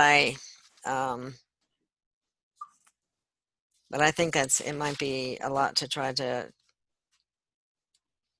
go into at this point too. There's one more thing that is worth mentioning. Okay. Because there's a lot of half-truth out there about the Matrix. Very much so. Yeah. And I just came to that point from the practical view, realizing that there are two different collective consciousness systems. And I can run within the consciousness of our planet. I can run completely on the consciousness of this alien black goo. Or I can be somewhere in between and have shares of this and shares of that. Now, if I look into the consciousness system of the alien black goo, there is one core application that was given to humanity after the deterioration from the expulsion from paradise. And these are the snakes. This is what we know as the Kundalini snake and the Tumu snake. These are actually two demons coming from the biosphere of this degenerated planetary spirit that are implemented into our bioenergetic body with a very highly defined purpose. They have their own energetic spine that winds around our spine. And it creates a shortcut between the instinct area, so the basic chakra, and the head, the two chakras in the head. So the Kundalini snake has a tail, the down part of the spine, and the head in the neck, and the tentacles go onto all sensitive spots in the brain. And something that is not really known is that these snakes always come in couples. So there's a male snake involved. It's in the Asian tradition called the Tumu snake. And he has his tail somewhere here and his head between the legs. And they create something that is bypassing instinct to the brain without touching the heart. It was necessary because once you feel this trauma induced by the box of the Pandora, and the instinct is pain loaded, you cannot live sexuality. This was the problem that humanity had. So they needed something to make sexuality function without experiencing this pain in the heart. And the snake was doing this bypass operation, taking the lust from the instinct area, bringing it straight up into the brain. So we shifted from a sexuality that was love controlled by the heart to a sexuality that was visually controlled by seeing a naked woman and getting horny. but without experiencing the pain. And this was a huge relief for humanity, but it had a Trojan horse element on board as well. Another one. Because these snakes get hold of your brain, and they have two core abilities. One is called cognitive dissonance, Mm-hmm. and the other one is called magic. They can make us see whatever they want to make us see. This is the magic part. And they can make us not seeing things they don't want us to see. This is the cognitive dissonance part. And with these two abilities that are connected via the hive consciousness of the snakes to this planetary spirit, they can maneuver us into any direction they want to maneuver us. Unless our consciousness is heart-based, then you experience it as an attempt of manipulation. But as long as the consciousness is instinct-based and brain-based, you cannot tell that this is actually a magic trick or this is a manipulation of your system. Within the heart consciousness, it's no problem at all. You realize somebody is messing your system up, trying to introduce things that are not really there. You realize what's happening. But as long as your people are identified with the ego, this is the core matrix function. Cognitive dissonance and adding illusion is the core matrix function that is bringing us, as far as we follow the alien consciousness system, into a completely artificial world that is designed to trick us and push us around and maneuver us into exactly the positions they want to see us in. And this is also, I guess many spiritual people will listen to this show. The entire new age movement is meant to be the new satanic world religion. And again, people with a good will from inside are maneuvered by cognitive dissonance and illusions, maneuvered into believing that what they do is supportive and good. Yes. While they completely run the drama triangle with all this healing crap. There's only one healer, and this is your inner self, your true self, your higher self. You can heal yourself. Nobody else can heal you. This is impossible. One car cannot fix a second car. You need a mechanic to do so that is not a car, or the car needs to fix itself. And the mechanic is our higher self, and we fix our own car from this position of the higher self. This is the only healing that is real. All the rest is illusion and magic. Wow. And this is how the Matrix is tricking humanity into positions where they are again fully dependent, fully unable to move somewhere else out of their own power, out of their own force. I see that in the healthcare system all the time. Yeah. And this is why these snakes are so valued in most of the spiritual traditions. These are black magic demons messing around with us. They need to go.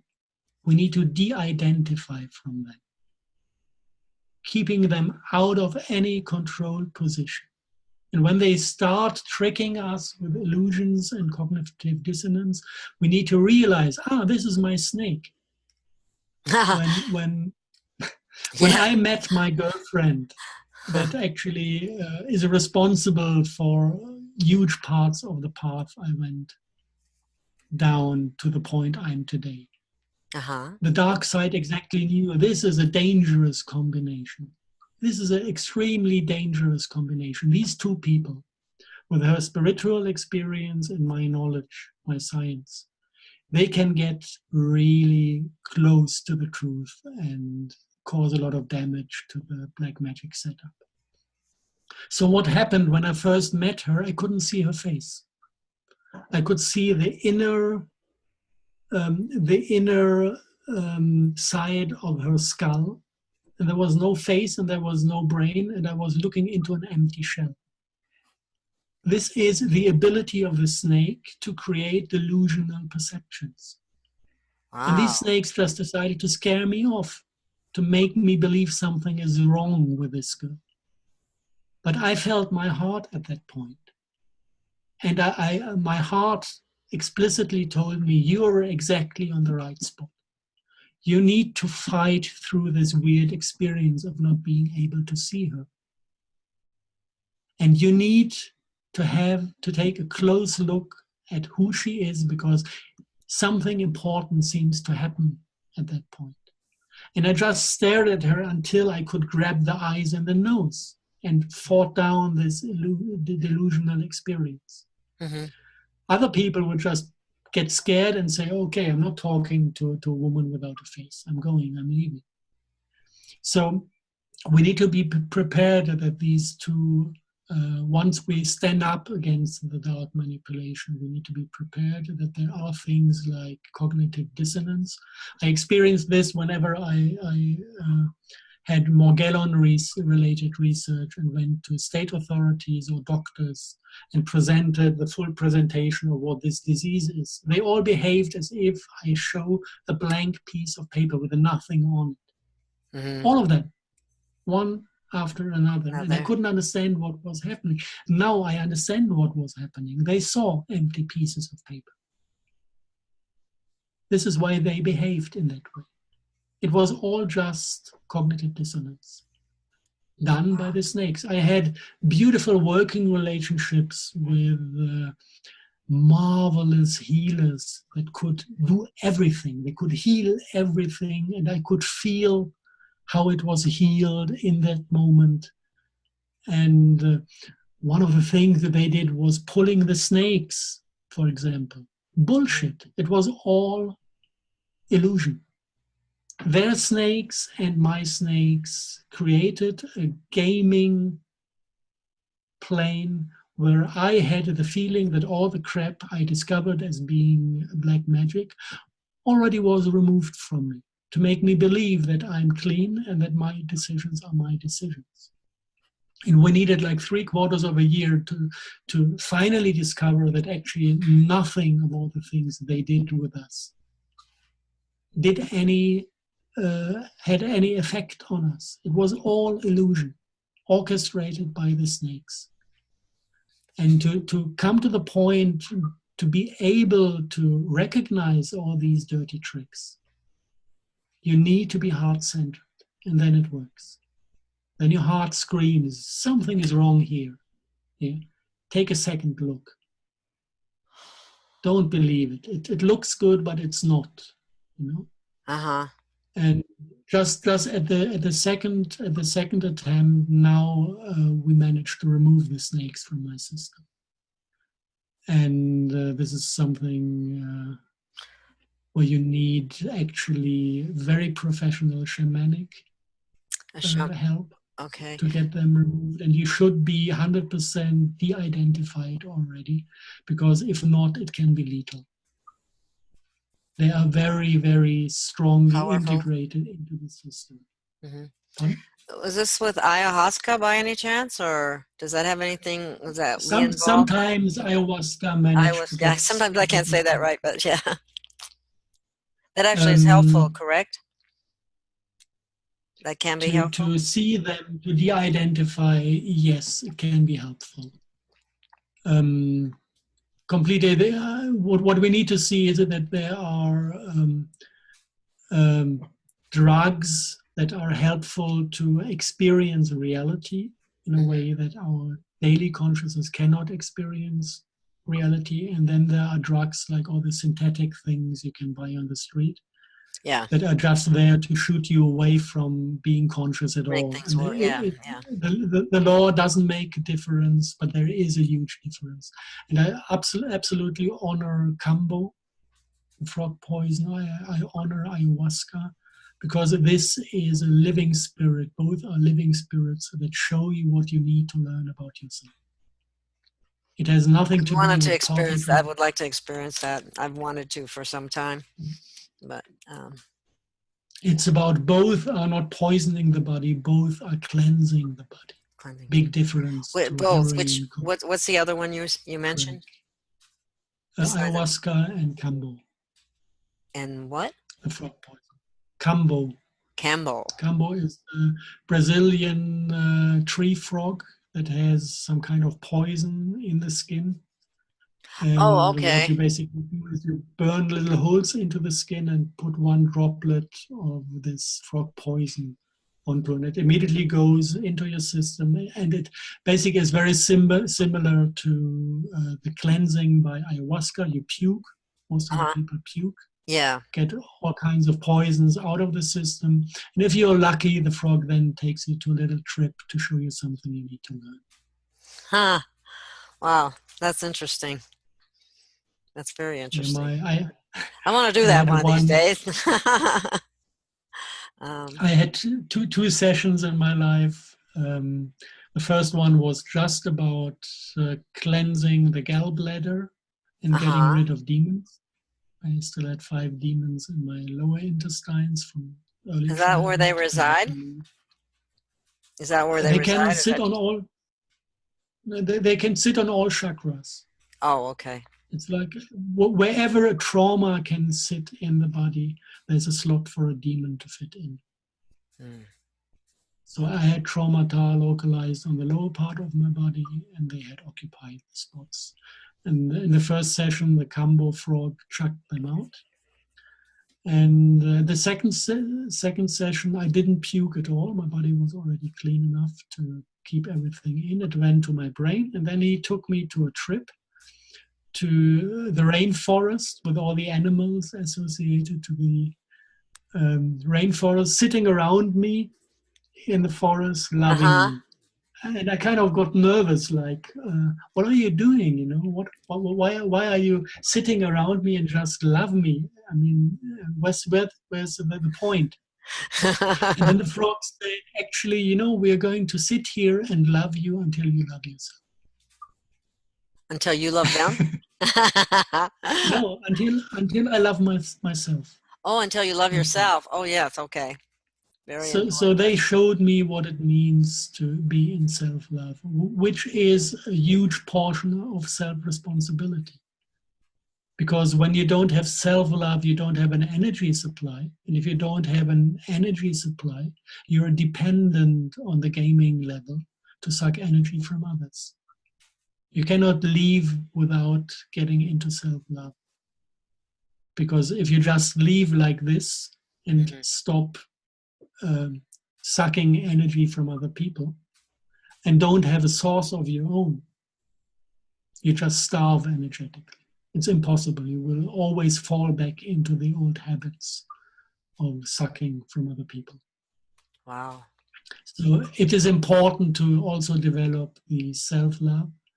And especially in the United States, the most difficult thing on the path of coming to self-love is that America is sitting on a huge portion of self-disgust that mainly comes from the family systems, from the times when the Europeans slaughtered the Red Indians. You can, with a mindset, with an ego mindset, you can slaughter people without feeling pain, without feeling damage. But the entire being, the unconscious part of or the subconscious part of the being, is feeling these scars and needs to handle these deeds. And from this time, you have a huge load of self-disgust for doing these things. To nature in the United States, doing these things to the Red Indians. And I had spiritual sessions where we invited American souls on the astral plane to join into ceremonies. Back then, it was connected to the Gulf, to the oil spill in the Gulf of Mexico. And we asked for assistance to heal the nature in the Gulf. And they didn't know what it means to heal the nature by loving it. And we couldn't find the problem. We had hundreds of souls attending this ritual from the United States. But they couldn't see the point, how can I love this? Myself. They couldn't find the slot to just do so. So we just redefine the session into, let's try to find out what is blocking you here. And I try, when I do these things, I just empathically follow the stream of the strongest emotion. And I ended up in their self-disgust. And it was an incredible, painful experience to be in this state. Still, when I just remember it, it makes me cry, because how can you feel towards yourself in this way? It's not a state of being, it's just wow. And Wow. back in that session, we just came to the point of telling them, you know, you need to forgive yourself. First step is forgiving yourself the things that happened. And when this part is cleared, then self-love can return. And when self-love is back, you will be able to love others, and you will be able to love and cure and heal nature again. Because nature is dependent on our abilities to administer this biosphere. This is our position in the biosphere. We are supposed to be the gardeners taking care of everything.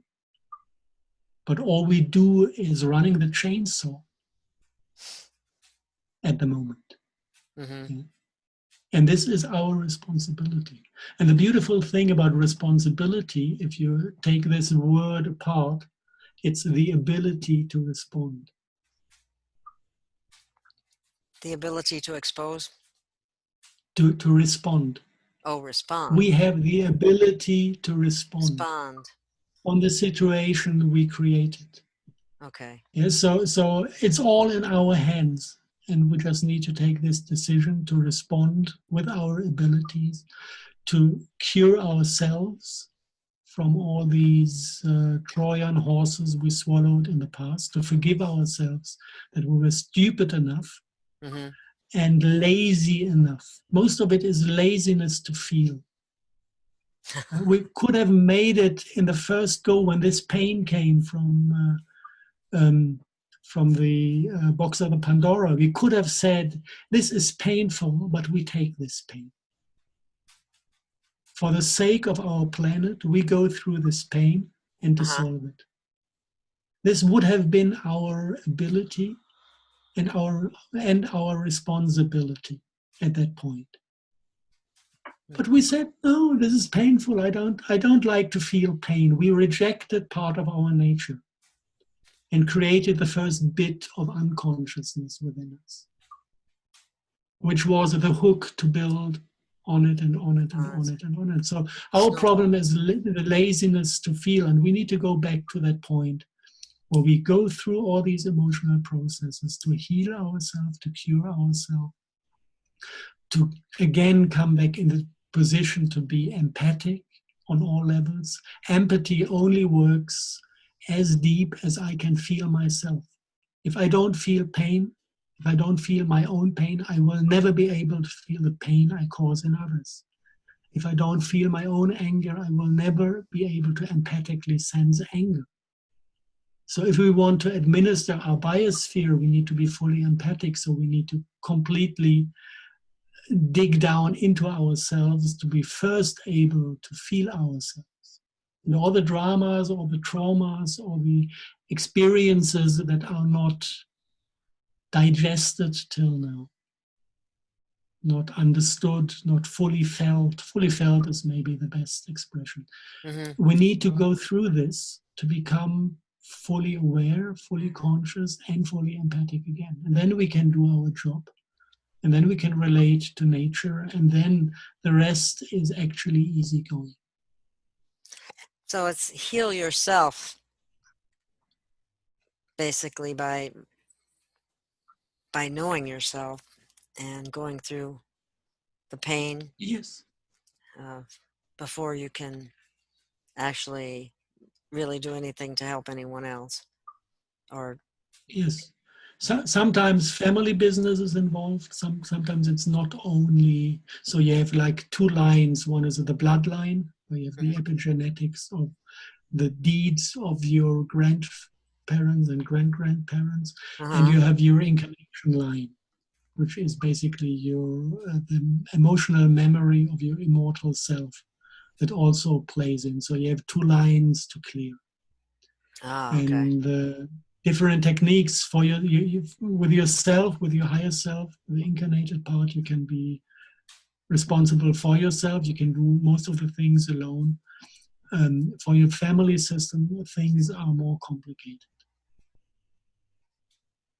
Sometimes aspects are taken over by other members of the family. Sometimes you took over aspects of other members of your family. So things can be complicated and mixed up. Mm. So this sometimes needs a bit of professional help of people who can see these structures, Uh-huh. Shamans, basically. basically. It's Yeah. the only completely healthy and clean tradition we have on this planet. It's the old shamanic. And it doesn't matter which continent the shamanism comes from. It's all the same because it is knowledge about the human being and how the human being functions. Hmm. There is no difference in the traditions. Yeah. And I Everybody imagine, uses local herbs, but the knowledge is the same. uh-huh. Wow. Well, is there anything else? That's awesome. This has been a great session. If there's anything you'd like to add, please feel free. Yeah, maybe just the last brick on this is what we know as transhumanism. But I don't feel like going into it because to this point it's a lot to digest Yes, it and is. Yes. it's a lot of options to start working on. We now go into the transhumanism topic. We very likely would again drop in the victim position because this is done with us. We cannot shoot down the plane spraying all this chemicals on us. So there's the danger to drop into the victim feeling when we look at Hmm. all this. The important thing is the food part. The important thing is the health part. So we take care of ourselves. Transhumanism cannot take us over. All the bad habits of eating the wrong things are specially designed to enable the transhumanistic technologies to jump into the biochemical havoc this bad nutrition creates, to take over our biochemistry and to create the biorobot within us. If you take care of your health, the entire topic of transhumanism is not worth being discussed because it will never touch you. It will. So Yes. Yes, that's so first, true. it's another 2 hours to go into all these concepts, but the solution is already delivered, and this is getting into self-responsibility food-wise. And then your body detoxifies and cleans itself, and then the other It's a things critical will. part because you can't think straight. Your body's not functioning the way it normally would if it was clean. Um, and the food in this country is exceptionally bad. I mean, you really have to. I'm sorry to say that, but it's true. I mean, you really have to take measures to gain knowledge about it so that you can eat as cleanly and healthily as possible. And some of the things that I call myself an alternative nutritionist because many of the things that they sold people on, which were part of something like they once called the food pyramid, and it was full of grains, and the grains are saturated with the glyphosate. And then you have, the cattle industry and the dairy industry influencing that. And then you have the medical profession um, influencing it even further. There's a lot that people need to educate themselves on, utilizing that self-responsibility in order to get to the level that we would hope more people would get to, so that the collective becomes cleaner. There's one more thing that massively comes into the game. This is microwave radiation. You can fully eat healthy, follow all the diets recommended, being fully responsible for your food. But if you expose yourself to microwave radiation, it doesn't help. Microwave Um, radiation. Are you I talking just want about? to smart meters, Oh, that kind of thing. Yeah. mobile phones, um, and all the state-run antenna systems to really mess people up. But as far as you can avoid these things, use the cable or just destroy your smart meter until they mount an old-fashioned device with cable again. Because this is a killer. I just want to explain what it does. There is one biochemical molecule in the human body. It's choline. Choline is a very small molecule that has the function of a locomotive. It has a hydrogen bond on one end of the molecule, and with this hydrogen bond, it grabs toxins to move them out of the body, and it grabs nutrients to bring them to the place where they're needed in the body. And this weak hydrogen bond, it's like a clutch the locomotive takes the train. And this bond is disabled by microwave radiations. After 3 minutes, it goes like open, close in the rhythm of the vibration. And it cannot hold anything anymore. So it cannot transport nutrition. And it cannot transport toxins out of the body. So it doesn't matter what you eat or what you don't eat. You cannot take up nutrients and you cannot detox in. It also plays a major role in the nervous system. So this numb feeling you get when you have a mobile phone call for longer than 3 minutes, this numb feeling in your brain. This is the disablement of the choline in its function of being a neurotransmitter.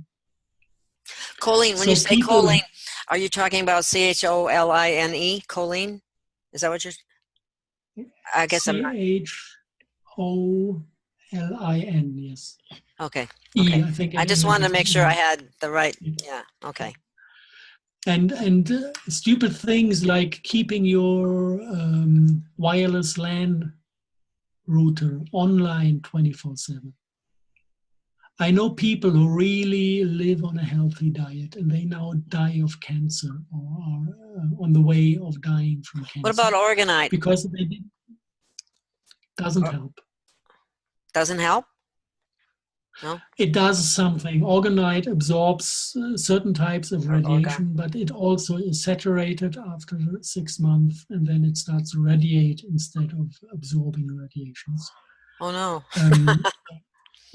So if you use them, replace them after like 3 months, get new ones, and then there's the problem where to dump them, because even if you throw them away, they won't stop radiating. So you at the end, you radiate other people. So it's not a good concept unless the orgonite has something implemented that is continuously cleansing the energy. Then it does work in a way. But the best solution is not taking in poison and not taking in radiation. So if you can switch off the devices and go back to cable, go back to cable. If you have the smart meter somewhere outside your house, I know in the United States, mount them outside on the street. This comes from a friend of mine, a German doctor living and working in the United States. Use the German method, take a hammer and destroy your smart meter, and then phone the company. Tell them, somebody destroyed my smart meter, I need a new one. And if you repeat this 3 times, they will come up with a conventional device that has no radiation. And if you do this, if you go to your neighbors, if you're living in a city, you have like 7 wireless LAN grids inside your flat. Yeah, at least go to your neighbors, tell them, I am electrosensitive, I heavily suffer from your microwave radiation that you produce with your wireless LAN. Could you please add this time switch to your device? You save energy, because you don't need it at night. Just put it on on off from 2 in the morning till 9 in the morning or whenever you need it again, so that at least my body can recover during sleep. Because this is killing me. The radiation your devices are emitting are killing me. So your computers, your Androids, your tablets, any of that type of thing should be shut off at night. To the Wi-Fi from them as well. Yes. The They smart shouldn't meters be being the worst. existing at first being. Smart meters, yes. This is a problem because there's a legal system behind it. So it needs some courage to fight this off. But most of the people I know do not even bother to switch off their own wireless overnight. And some people I know have it under their bed because they didn't find a proper place to put the station. They just dumped it under the bed. And they're sleeping like 20 centimeters from the antenna. So people are careless. And doing this is kind of the same thing as stopping eating. It has the same consequences for your body. You innerly toxify and starve at the same time. If you are really 24/7 exposed to high levels of radiation.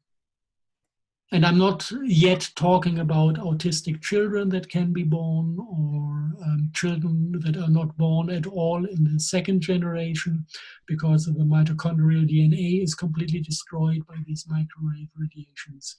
There's a lot of havoc still to come from this. And it's so easy to take care of yourself on that plane. Buy a stupid cable and fix your laptop to the router with a cable and switch the wireless off. And don't use it doesn't kill you not being able to run around with the device. Go to your table and work on the table. No problem. And this is self-responsibility. And, if you don't do it and in 15 years you get breast cancer or whatever type of cancer, don't blame anyone except yourself. You did this to yourself. You knew and you didn't care. You knew and you didn't put attention. You knew and you forgot. Or you let the cognitive dissonance forget for you. Yeah. Good point. And the thing of it is people you don't immediately feel it. So, then they think that when you start feeling it, it's close to too late. when you start feeling electromagnetic waves, you start feeling them when actually your entire system is so mercury loaded that you have a cluster of heavy metal antennas penetrating your entire body, carrying the fields into the system. Normally, if you're not toxified, electromagnetic waves go around you. They do not even penetrate the skin. The moment you have heavy metal intoxication, then the field structure jumps from mercury to mercury to mercury and penetrates to a depth of 20, 30 centimeters, which is completely penetrating the human body, unless you're this size. Wow. This is kind of when it's too late, when you're completely poisoned, then you start feeling dizzy from the radiation. Then it becomes painful in your inner organs. But then it's too late, then you're completely poisoned. And then it takes like at least half a year of very intelligent measures to get this again out of your body, because the entire detoxing mechanism you have on board is also disabled. And then it's an art in itself to actually find the correct point to unravel all this, to bring it back to normal. You cannot start at any point. You need to start at the point with the biggest problem to solve this first, and then that, and then that. It needs a good doctor and a lot of patience to go through a healing when it is already at that state. And there are not many good doctors around that even can do this. Yeah. The only one in the States I know that really is able to make a correct diagnosis is Dietrich Klinghardt. Or the other one have like lists with symptoms and pharmaceuticals, and they just go into the list. makes it And worse. find the right pharmaceutical to suppress the symptom. And this is killing, not curing. It's very common over here, very common. Yeah. And people rely on the doctors, and the doctors aren't, they're not doing what they should do. But Yeah, a good one, a beautiful one. What is the symbol of the pharmaceutical industry? the snake. I know, I Yeah, was and it thinking all ties together. yes, I was seeing that when you And were talking about that earlier. yeah, yeah. Yeah, Don't expect solutions from them because they are part of the evil grid. exactly. But unfortunately, so many people do. I don't even go to a doctor. I refuse to go. Um, but anyway, I guess if I was in a car accident or something like that, I wouldn't have much choice. But otherwise, I no. Yeah, And I've been working on detoxification for a long time, so I like to think I'm almost there. And I'm vegetarian, fruitarian actually, is the I it helps a lot, makes a big difference. But well, yeah, I can't thank you enough. This has been a wonderful interview, and my pleasure. maybe we can do it again sometime after a while. But we covered a lot of very timely and very important topics, and thank you, thank you so much. I'm going to let you go to Okay. bed now. So No, it I'm must be going to pretty eat late, huh? something. Then I will go to check my emails. Second Oh, round okay. for today.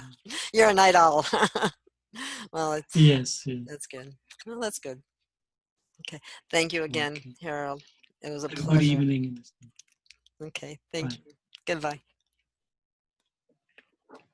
Let's see. I got to figure out how to turn this off. Okay.